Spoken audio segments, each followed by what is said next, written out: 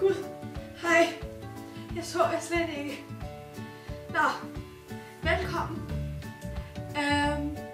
Ja, jeg vil nu forklare jer, hvordan et AT-forløb forholder sig. Og hvordan man bygger en synopse op. Så ja, lad os komme i gang.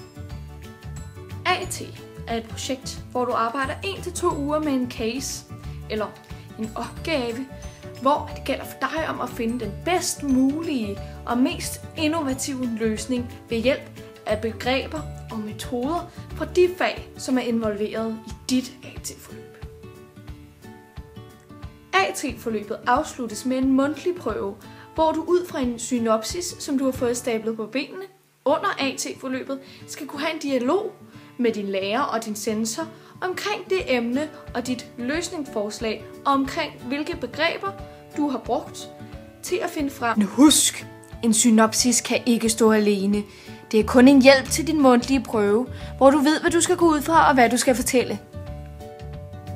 Jeg vil nu sende jer videre til min kollega Mathilde Lieberkind, som vil fortælle jer, hvordan I opbygger en god og fyldig synopsis.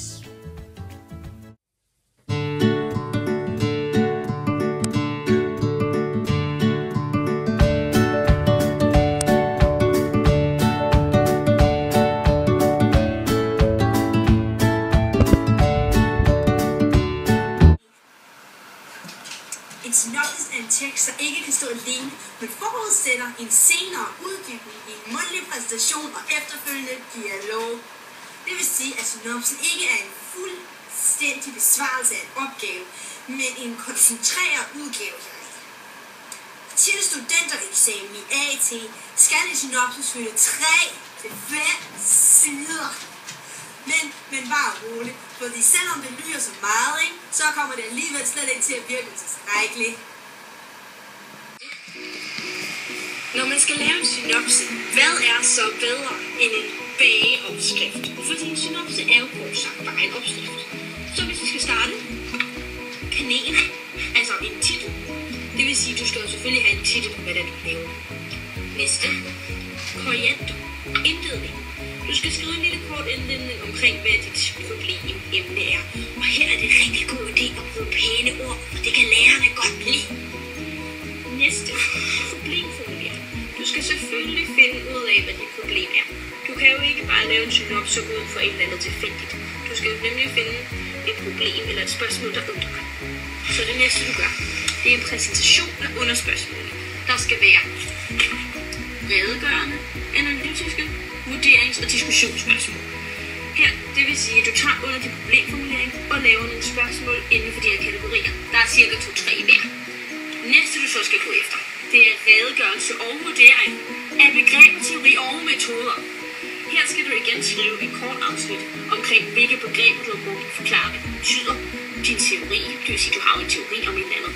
Og dine metoder, f.eks. samfundsfag, hvis du laver nogle interviews. Her er det også rigtig godt at smide rigtig mange flotte ord ind, fordi det her kan lærerne også godt lide. Næste, slang. Vaniljesukkerpulver. Det er en konklusion af arbejdet med underspørgsmål.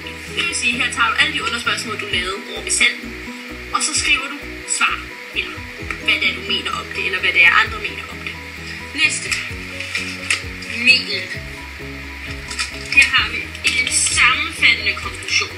Det vil sige, at her skal du relatere til problemformuleringen, altså dit problem, og videre undersøgelser. Så for eksempel, hvordan kan man undgå, at det her sker? Hvordan kan man komme problemer til livs? Foregår det her andre steder? Hvad har de gjort for at få komme problemer til livs der?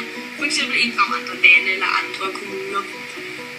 Og det næste, altså perspektiveringen til studierapporten, havregrød. Når du kommer op til en studentereksamen, har du været igennem 1, 2, 3, 4 og 5 og muligvis også 6 AT-forløb. Det vil sige, at det sidste du kommer op i, så skal du perspektivere til alle de andre, du har lavet, så vidt muligt. Den sidste, dræberen, sukkeren, litteraturlisten. Den her skal være perfekt, fordi lærerne kommer efter dig. Det her er den berygtede litteraturliste. Den her skal være rigtig smuk og rigtig perfekt, for lærerne elsker den. Du starter med selvfølgelig at sørge for, at de alle sammen er ad. Nu har vi alle vores ingredienser. Nu! skal vi bare røre dem sammen. Og så har vi en færdig synopse. Ja, nu tænker I sikkert, jamen Nana, kan det være det eneste, vi har brug for? Så kan jeg jo sige, I skal have jeres begreber i orden. Så derfor vil jeg, lad os sige, at vi går ud fra noget samfundsfag, at jeg vil forklare jer nogle af de begreber, som I kunne bruge, hvis I kommer op i en AT, hvor I havde brug for samfundsfag.